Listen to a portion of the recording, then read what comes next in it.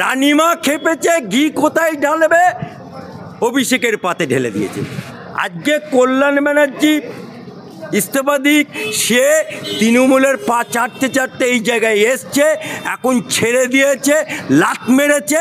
এখন লাত খেয়ে সে, আমার মনে হয় যদি কল্যাণ ব্যানার্জি বাপের বেটা হতো, কল্যাণ ব্যানার্জি যদি এক বাপের পয়দা হতো, এতক্ষণে আমি যদি হতাম তাহলে ইস্তফা দিয়ে তৃণমূলকে লাত মারতাম। তোমরাও যেমন এক লাত মেরেছো, আমি দু লাত মেরে তৃণমূল ছেড়েছিল, কিন্তু কল্যাণ ব্যানার্জি পারবে না। আসল কথা, মমতা ব্যানার্জি অভিষেককে খাড়া করতে চায় দিল্লিতে, তাকে সবাই যেন চেনে। সেই সোনা বৌদির হাজব্যান্ড, তাকে এখন বাঁচাতে হবে, তাকে এখন দিল্লিতে যে কোনোভাবে প্রতিষ্ঠিত করতে হবে। ঘরের বউকে নিলাম তুলে দিয়েছে। এই সোনা বৌদির দাম এত, 85, 90, 1 লাখ, 1,10,000। আরে বাপ রে বাপ, তোর বাপের টাকা নাকি রে? হ্যাঁ, না তোর শ্বশুরের টাকা? ও সরি, ওনার তো বিয়ে হয়নি, তোর শ্বশুর কোত্থেকে পাবে? ওনার খালু আপ্পার টাকা? হ্যাঁ, গে ও মনে করছে যে মুয়াজ্জিন ইমামদেরকে ছুলে, তাদেরকে 10 বছর পর মিটিং ডাকলে মুয়াজ্জিনদেরকে, ইমামদেরকে দিয়ে বলছে আমার ভাড়ে ভবানী কিছু নাই, তোমাদেরকে 500 টাকা বাড়ালাম। আর এদিকে পুজোর প্যান্ডেল করার জন্য তখন বলছে 90, 95, 1 লাখ, না 1,10,000। থাম, লজ্জা করে না? বেহা নির্লজ্জ বেহুদা ঢেমন মুখ্যমন্ত্রী। নয়না বন্দ্যোপাধ্যায়, তোমার স্বামী সুদীপ বন্দ্যোপাধ্যায় উড়িষ্যার জেলখাটা আসামি, তুমি জেলখাটা আসামির বউ। সুদীপ বন্দ্যোপাধ্যায় বহরমপুর থেকে সাইকেল চুরি করে পালিয়ে এসেছিল বহরমপুরে, তারপরে ঢুকতে পারে না। বহরমপুরে ঢুকলেই তখন বলতো সাইকেল চোর, সাইকেল চোর। চোখ দেখাতে হয় দুবাইয়ে, তাই দুবাইয়ে তাকে চোখের ডাক্তার দেখাতে হয়। আর পাগলের ডাক্তার তোমার যদি হয় তাহলে এসো, তোমাকে বলছি রাঁচিতে পাগলের ডাক্তার আছে, বহরমপুরে পাগলের ডাক্তার আছে। তুমি বলবে আমি অ্যাডভোকেট আলী আফজল চাঁদ, তোমাকে কন্ট্যাক্ট নাম্বার দিয়ে দেবো। আজকে কল্যাণ ব্যানার্জি ইস্তফা দিক, সুদীপ বন্দ্যোপাধ্যায় উড়িষ্যায় জেলখাটা আসামি, সে ইস্তফা দিক। আসল কথা, মমতা ব্যানার্জি অভিষেককে খাড়া করতে চায় দিল্লিতে, তাকে সবাই যেন চেনে। কারণ বাংলার মানুষ চিনে গেছে গরু চোরের মাথা হিসেবে, বাংলার মানুষ চিনে গেছে যে বালি চোরের মাথা হিসেবে, বাংলার মানুষ চিনে গেছে যে ভুয়ো 7 লক্ষ ভোটে জেতা, ডায়মন্ড হারবারে আমার হাইকোর্টে কেস হচ্ছে, বাঁচাও সাধু বাবা বলতে পারছে না, এবং যার বউ দমদম বিমানবন্দরে সোনা পাচার করতে গিয়ে ধরা পড়েছিল, কলকাতা পুলিশ গিয়ে ছাড়িয়ে আনলো সোনা বৌদি। সেই সোনা বৌদির হাজব্যান্ড, তাকে এখন বাঁচাতে হবে, তাকে এখন দিল্লিতে যে কোনোভাবে প্রতিষ্ঠিত করতে হবে। তাই তার স্থলাভিষিক্ত হয়েছে, কারণ এরা নামে সেকুলার। আপনি বলুন, ভারতবর্ষের বুকে যতগুলো সেকুলার বলে পার্টি আছে সব পরিবারতান্ত্রিক। আপনি বলুন কংগ্রেস, নেহরু গান্ধী, তারপরে আসুন ইন্দিরা গান্ধী, রাজীব গান্ধী, সোনিয়া গান্ধী, রাহুল গান্ধী, সব গান্ধী। অর্থাৎ কংগ্রেস মানেই গান্ধী, গান্ধী নোট আর গান্ধী কংগ্রেস। উইদাউট গান্ধী পরিবার ছাড়া কংগ্রেস চলতে পারে না। আপনি বলুন আরজেডির লালু প্রসাদ যখন জেলে গেল, তার বউ কেন মুখ্যমন্ত্রী হলো? অর্থাৎ পরিবারতান্ত্রিক। আপনি বলুন অখিলেশ যাদব সেকুলার পার্টি, সে যখন জেলে গেল, তার ছেলে মুলায়ম সিং যখন জেলে গেল, তার ছেলে ক্ষমতায়। আজকে মমতা ব্যানার্জির 9 করে 72 বছরের বুড়ি হয়েছে, তাই তার ভাইপো তাকে প্রজেক্ট করার জন্য এই কীর্তিটা হচ্ছে। অর্থাৎ ভারতবর্ষ চাই পরিবারতান্ত্রিক মুক্ত দল, বাংলা চায় পরিবারতান্ত্রিক মুক্ত দল। এর জবাব বাংলার মানুষ 26 সালে ইটের জবাব পাথর দিয়ে দেবে। কল্যাণ ব্যানার্জি আমার হাইকোর্টের উকিল, প্রতিটা কেসে হাও হাও করে চেল্লায়, একটা কেসে জিততে পারে না, এবং তার সার্টিফিকেটটাও আমার হাইকোর্টের প্রাক্তন বিচারপতি চ্যালেঞ্জ করেছিল, দেখাতে পারেনি জনগণের সামনে। সে তৃণমূলের পা চাটতে চাটতে এই জায়গায় এসছে, এখন ছেড়ে দিয়েছে, লাত মেরেছে। এখন লাতকে সে, আমার মনে হয় যদি কল্যাণ ব্যানার্জি বাপের বেটা হতো, কল্যাণ ব্যানার্জি যদি এক বাপের পয়দা হতো, এতক্ষণে আমি যদি হতাম তাহলে ইস্তফা দিয়ে তৃণমূলকে লাত মারতাম। তোমরাও যেমন 1 লাত মেরেছো, আমি 2 লাত মেরে তৃণমূল ছেড়েছিল। কিন্তু কল্যাণ ব্যানার্জি পারবে না, কারণ কল্যাণ ব্যানার্জির মেরুদণ্ডটা শক্ত নেই, সে লাউ গাছে পরিণত হয়ে গেছে।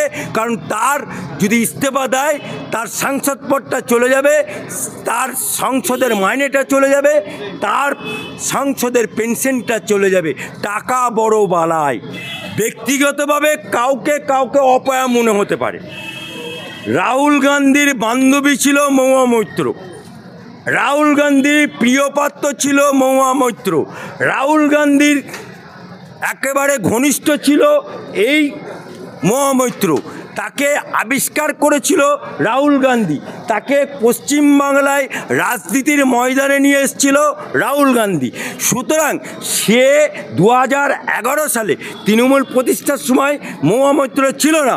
আমি গ্যারান্টি নিয়ে বলছি, চ্যালেঞ্জ করলাম, 2011 সালে উনি কংগ্রেস ছেড়ে তৃণমূলে যোগদান করে তৃণমূলের পা চারটে একবার এমএলএ, একবার এমপি হয়ে আজকে উনি অনেক কটূক্তি করেছে, এবং সাংসদ থাকাকালীন লিপস্টিকের বিনিময়ে, ব্যাগের বিনিময়ে আমার দেশের সার্বভৌমত্বকে বিক্রি করে দিয়েছে। তাই মহুয়া মৈত্রর সম্বন্ধে যতটা কম বলা যায়, ততই ভারতবর্ষের বাংলার মায়েদের রুচি থেকে কম বলা যায়। ইয়াদ করো নয়না বন্দ্যোপাধ্যায়, তখন বামপন্থ সরকার, তুমি নবাগত তৃণমূলের এমএলএ, অভিনয় জগৎ থেকে এসছো, সবেমাত্র বিধানসভায় ঢুকেছ লাল টুকটুকে শাড়ি পরে। নয়না বন্দ্যোপাধ্যায়, তোমাকে দেখে বামফ্রন্টের এমএলএরা উলাইলা উলাইলা কুলু কুলু শুধু এইটুকু আওয়াজ মেরেছিল। এতেই তোমার গুসা হয়ে গেছিল, এতেই তোমার রাগ হয়ে গেছিল। তারপরে তুমি কি অভিযোগ করলে? আমার শাড়ির আঁচল ধরে টানছে বামফ্রন্টের এমএলএরা, আমাকে চিমটি কাটছে। ইয়াদ করো নয়না বন্দ্যোপাধ্যায়, বামফ্রন্টের বিধানসভা, তুমি সবেমাত্র এমএলএ হয়েছ, ভরা যৌবন তোমার, আর আজ বুড়ো বয়সে ধেরে কীর্তন ধরেছ। হ্যাঁ, রবীন্দ্রনাথকে রামছাগল বলছো। আমরা এককালে বামফ্রন্টকে বলতে দেখেছি যে রবীন্দ্রনাথকে রামছাগল বলতো, রবীন্দ্রনাথকে বুর্জোয়া কবি বলতো, এই বামফ্রন্ট বলতো। আর বামফ্রন্টের কথাটাকে আজকে পুনরাবৃত্তি করছো তুমি। আজকে যদি বলা হয় নয়না বন্দ্যোপাধ্যায়, তোমার স্বামী সুদীপ বন্দ্যোপাধ্যায় উড়িষ্যার জেলখাটা আসামি, তুমি জেলখাটা আসামির বউ, দেখ কেমন লাগে। জেল থেকে বেলে আছে, এখনো কিন্তু বেকসুর খালাস নেই। এই সুদীপ বন্দ্যোপাধ্যায় বহরমপুরের সাইকেল চোর, এই সুদীপ বন্দ্যোপাধ্যায় বহরমপুর থেকে সাইকেল চুরি করে পালিয়ে এসেছিল বহরমপুরে, তারপরে ঢুকতে পারে না। বহরমপুরে ঢুকলেই তখন বলতো সাইকেল চোর, সাইকেল চোর। আর সেই সাইকেল চোর সুদীপ বন্দ্যোপাধ্যায় এখন তোমার স্বামী, একেবারে মুচোমানের মতো দাড়ি। রামছাগল বলছে রবীন্দ্রনাথকে, বাংলার রবীন্দ্রনাথ, কবিগুরু রবীন্দ্রনাথ, বিশ্বকবি রবীন্দ্রনাথ, বাংলার গর্ব রবীন্দ্রনাথ, সেই রবীন্দ্রনাথকে নিয়ে কটূক্তি এ বাংলার মানুষ এটা বরদাস্ত করবে না। তাই আগামী বিধানসভাতে বাংলার মানুষ, তুমি যদি চৌরঙ্গি বিধানসভাতে দাঁড়াও তাহলে ইটের জবাব রবীন্দ্রনাথকে, বুর্জুয়া কবি রবীন্দ্রনাথকে ছাগলদারি বলার জবাব মানুষ তোমাকে দিয়ে দেবে। বল না জয় বাংলা। কে বারণ করেছে তোকে জয় বাংলা বলতে? কে বারণ করেছে তোকে জয় বাংলা বলতে? কারণ তোদের সমস্তটাতেও বাংলাদেশের ধার করা। জয় বাংলা পশ্চিম বাংলার স্লোগান না, জয় বাংলা পশ্চিম বাংলার স্লোগান না, জয় বাংলা হচ্ছে বাংলাদেশের জাতীয় স্লোগান। এবং মা মাটি মানুষ সেটাও পশ্চিম বাংলার না, সেটাও বাংলাদেশের থেকে আগত রপ্তানি করা। সুতরাং আবার তৃণমূল কংগ্রেসকে ভেঙে, কংগ্রেসের সাথে গাদ্দারি করে, কংগ্রেসের সাথে নিমক-হারামি করে, কংগ্রেসের সাথে মির্জাপুরি করে সেই কংগ্রেসের লেজুরটা জুড়ে তৃণমূল কংগ্রেস হয়েছে। তাই আজকে যে শুভেন্দুকে নাম না করে যে বার্তা দিচ্ছে পাগলের ডাক্তার নেই, তা তোমার এখানে তোমার নেতা ভুয়ো 7 লক্ষ ভোটে জেতা, গরু চোরের মাথা, বালি চোরের মাথা, তারও তো কানে চোখের চিকিৎসা হতে গেলে বাংলার মানুষের কাছে, বাংলার ডাক্তারের কাছে, ভারতবর্ষের ডাক্তারের কাছে হয় না, চোখ দেখাতে হয় দুবাইয়ে। তাই দুবাইয়ে তাকে চোখের ডাক্তার দেখাতে হয়। আর পাগলের ডাক্তার তোমার যদি হয় তাহলে এসো, তোমাকে বলছি রাঁচিতে পাগলের ডাক্তার আছে, বহরমপুরে পাগলের ডাক্তার আছে।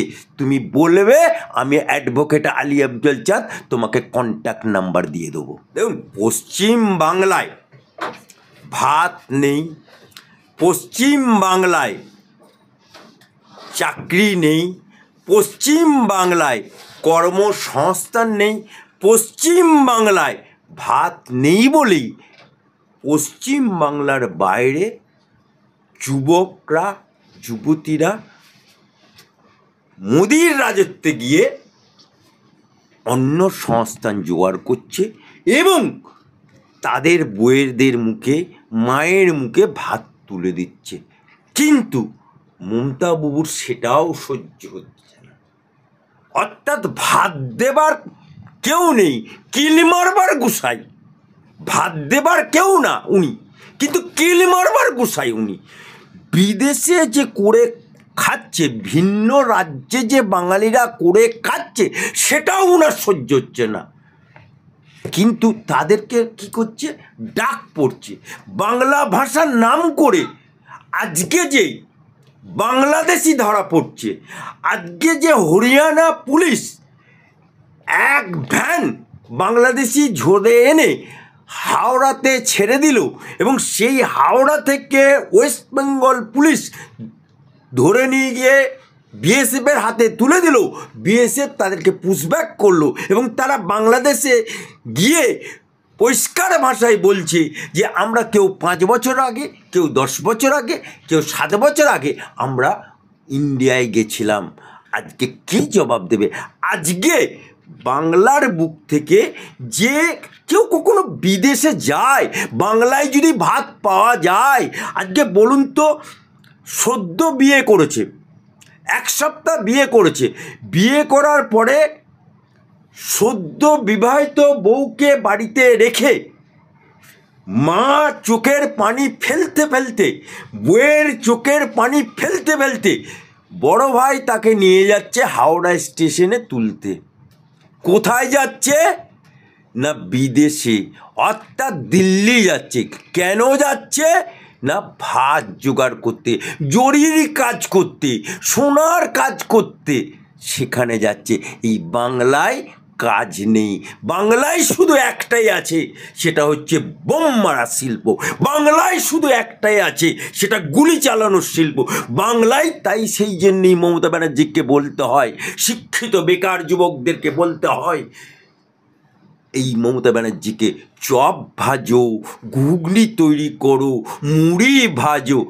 আহা মমতা ব্যানার্জি, আগে তুমি চপ তৈরি করো, তুমি মুড়ি ভাজো, আগে তোমার ভাইপো মুড়ি ভাজুক, আগে তোমার সোনা বৌদি, যে নাকি সোনা পাচার করতে গিয়ে দম বিমান বন্দরে ধরা পড়েছিল, সেই সোনা বৌদি আগে চপটা ভেজে দেখাক না, তারপরে নয় জনগণ ভাজবে।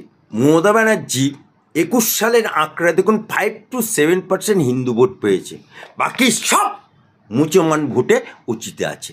এই মুসলমানদেরকে জুজুর ভয় দেখেছে কি না, বিজেপি চলে আসবে, আর বিজেপি ক্ষমতায় এলে তোমাদেরকে এনআরসি করবে, তোমাদেরকে মসজিদে আজান দিতে দেবে না, তোমাদেরকে মাইকে আজান দিতে দেবে না, তোমাদেরকে বাংলাদেশ পাঠিয়ে দেবে, তোমাদেরকে পাকিস্তানে পাঠিয়ে দেবে, তোমাদেরকে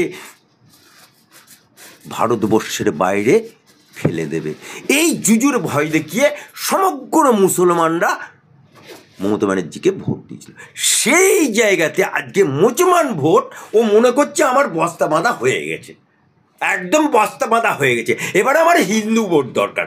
তাই তো উনি এখন প্রথমে যেন নিলাম করছে, গরুর নিলাম হচ্ছে, মনে হচ্ছে যেন গরুর নিলাম হচ্ছে, মনে হচ্ছে যেন ওরা মানে ঘরের বউকে নিলাম তুলে দিয়েছে। এই সোনা বৌদির দাম এত, 85, 90, 1 লাখ, 1,10,000। আরে বাপ রে বাপ, তোর বাপের টাকা নাকি রে? হ্যাঁ, না তোর শ্বশুরের টাকা? ও সরি, ওনার তো বিয়ে হয়নি, তোর শ্বশুর কোত্থেকে পাবে? ওনার খালু আপ্পার টাকা? হ্যাঁ, উনি কি নবান্নের টাকা ছাপায় না কালীঘাটের টাকা ছাপায়?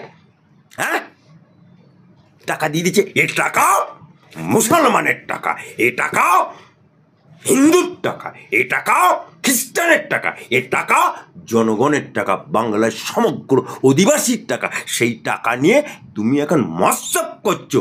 আজকে ও মনে করছে যে মুয়াজ্জিন ইমামদেরকে ছুলে, তাদেরকে 10 বছর পর মিটিং ডাকলে মুয়াজ্জিনদেরকে ইমামদেরকে দিয়ে বলছে আমার ভাড়ে ভবানী কিছু নাই, তোমাদেরকে 500 টাকা বাড়ালাম। আর এদিকে পুজোর প্যান্ডেল করার জন্য তখন বলছে 90, 95, 1 লাখ, না 1,10,000। থাম, লজ্জা করে না? বেহা নির্লজ্জ বেহুদা যেমন মুখ্যমন্ত্রী।